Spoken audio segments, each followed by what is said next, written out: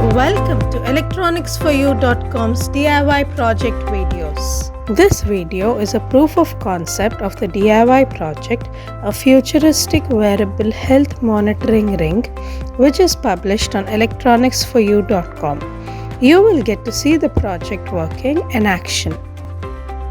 Seeing that the project works would give you the confidence to invest your time and energy in developing it. Let me explain key parts of the project that you will learn more about while working on it. This device can monitor health parameters for a person. This miniature prototype can be designed in the shape of a dice-based ring.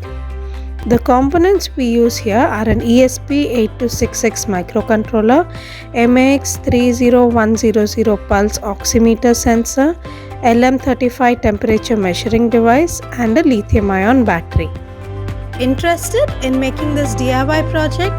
Refer to the URL below for the complete circuit diagram and detailed project overview. Do like, share and subscribe to our channel for more such DIY proof of concept videos. Thank you.